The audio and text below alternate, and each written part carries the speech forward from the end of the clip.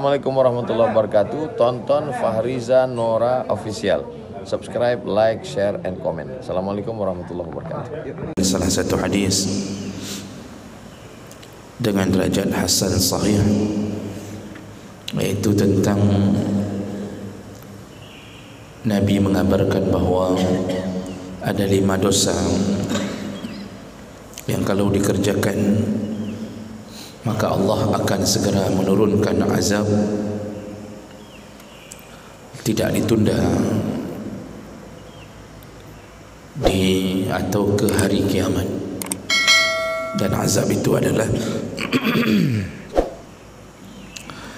barang siapa yang apabila zina telah merajalela,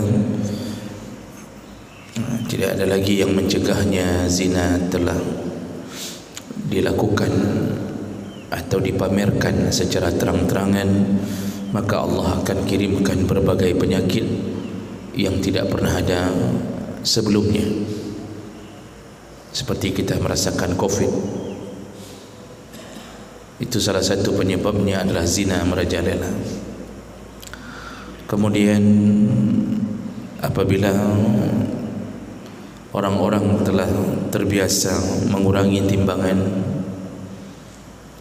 melakukan kecurangan di dalam perdagangan atau dalam usaha mereka dengan berbagai cara kecurangan, maka Allah Subhanahu wa taala akan mengirimkan kekeringan.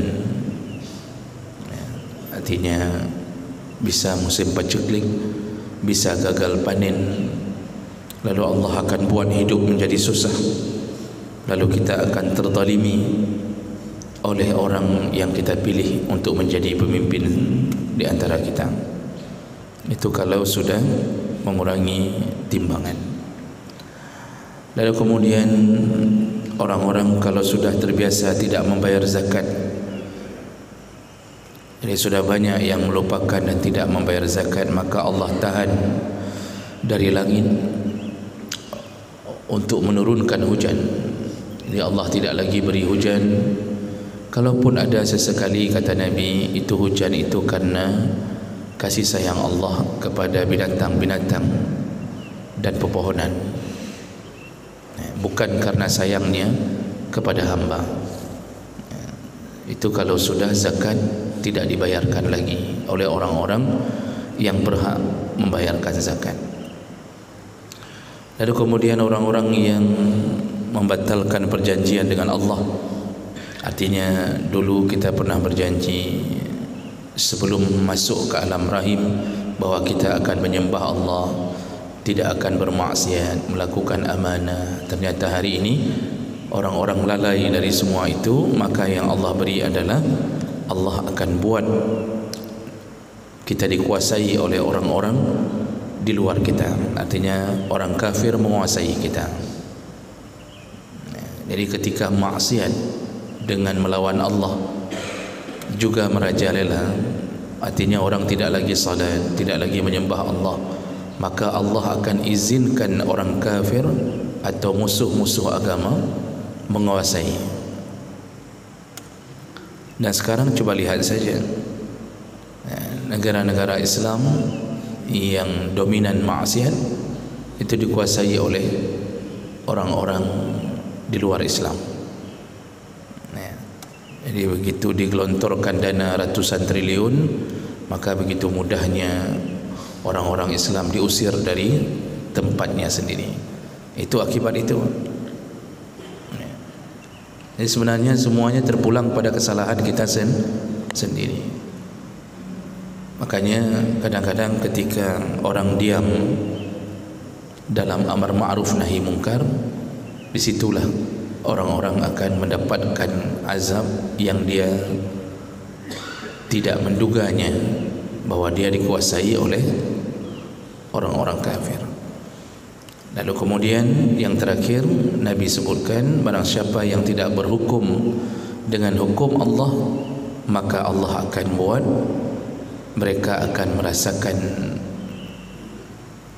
kezaliman di antara sesama mereka. Artinya timbul pertikaian, pertengkaran, bunuh-membunuh, ya, permusuhan di antara sesama muslim Itu semua akibat tidak berhukum dengan hukum Allah. Kita di negara ini kan berhukum dengan hukum Allah cuma pada 3 perkara, yaitu pada urusan pernikahan, lalu urusan warisan, yang artinya kalau kita datang ke pengadilan agama pun masih diurus dengan hukum Allah. Lalu di luar itu adalah sedikit saya lupa satu lagi, itu yang bisa dijalani dengan hukum Allah. Selain itu pidana, perdata, mana ada pakai hukum Allah. Yang pencuri melenggang kangkung, perampok ketika ditangkap pun tidak sesuai dengan hukum Allah waktu diadili, pembunuh kadang-kadang hidup bebas hanya dengan merasakan beberapa tahun penjara. Ini kan itu hukum-hukum Belanda, warisan Belanda yang kemudian dijadikan sandaran.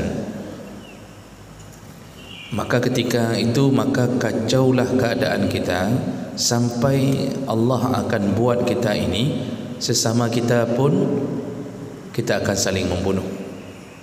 Itu kalau sudah hukum Allah tidak diberlakukan. Dan semua keadaan ini yang Nabi sebutkan ini semuanya sekarang berlaku di berbagai belahan dunia, berlaku di belahan dunia. Bahkan di negara-negara Islam, di dunia Arab pun itu ketika 5 perkara ini atau salah satu dari 5-nya terjadi, dipastikan terjadi sesuai dengan kabar dari Nabi SAW. Itu pasti. Yaman hancur, perang saudara tak habis-habisnya, perang antar suku. Kemudian Syria perang saudara, di Mesir juga begitu, Libya juga begitu. Jadi tak ada habis-habisnya. Sesama Muslim pun,